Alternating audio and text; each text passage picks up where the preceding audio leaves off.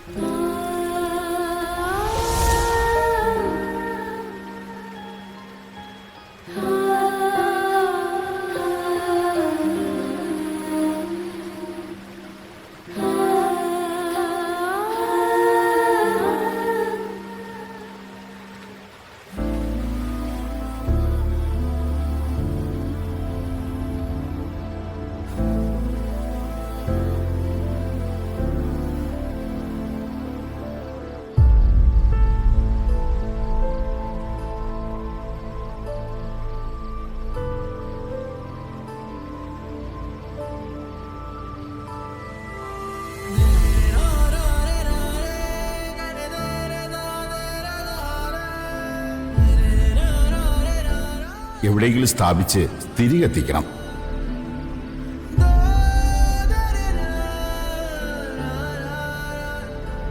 നാൽപ്പത്തിയൊന്ന് ദിവസം കഴിഞ്ഞ് ഏതെങ്കിലും പുണ്യതീർത്ഥത്തിൽ ഒഴുക്കണം.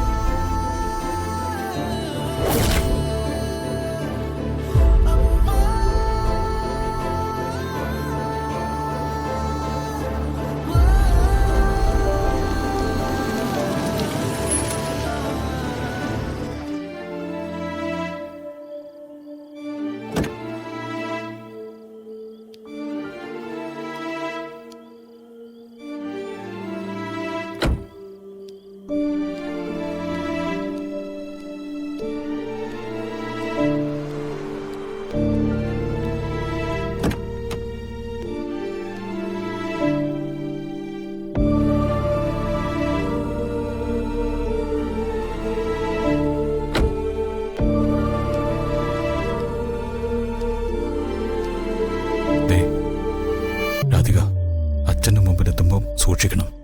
ഒന്നും പറഞ്ഞു പോരുത്. ചിതാഭസ്മം ആരും കാണാതെ സൂക്ഷിക്കണം.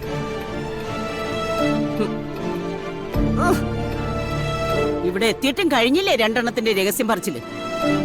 എന്തായാലും നീ ആള് കൊള്ളാടി. ദേവൻ ആശുപത്രിയിൽ നിന്ന് പോന്നു, ഇവിടെ കൊണ്ടുവന്നു. ഒന്നും അവൾക്കറിയണ്ട.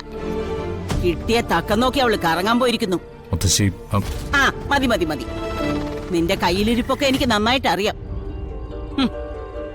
ഇവിടെ ആയതുകൊണ്ടാ ഈ തോന്നിവാസം മുഴുവൻ കാണിച്ചിട്ടും ആരും കേറി കൈവയ്ക്കാത്തത്. ദേവൻ ഒരു ആൺകൊച്ചുണ്ടായിരുന്നെങ്കിലേ അവൻ പറഞ്ഞു തന്നേനെ ബാക്കി.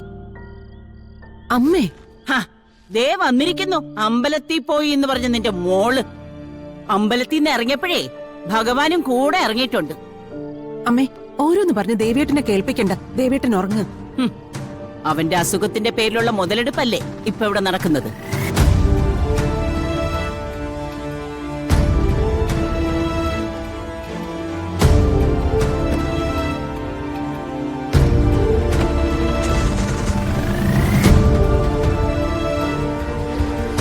അമ്മയുടെ ബഹളം കാരണം വരുൺ ഒരു വാക്ക് പോലും മിണ്ടാതെ പോയത്.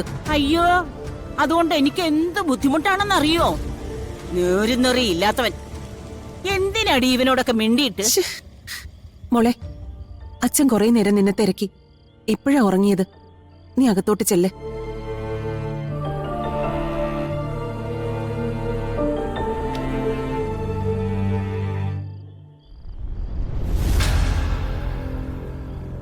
അതെ, നീ അവിടുന്ന് നിന്നേ.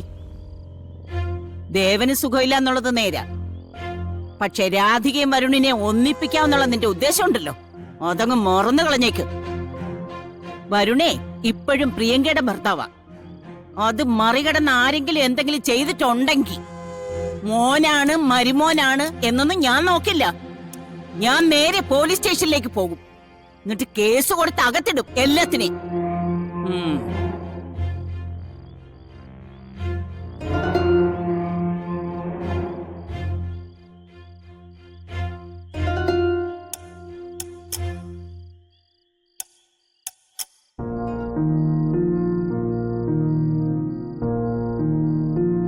യശോദേ, രാധിക മോള് വന്നോ?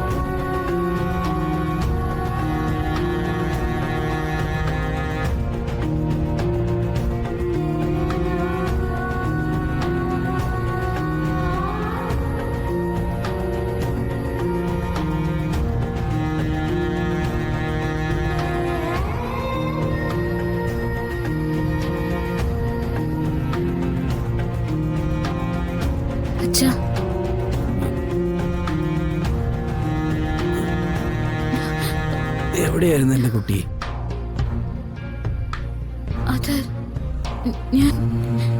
പ്രിയങ്ക വരില്ല അല്ലേ? അവള് മധുര മീനാക്ഷി ക്ഷേത്രത്തിൽ പോയിരിക്കല്ലേ, സമയമെടുക്കും.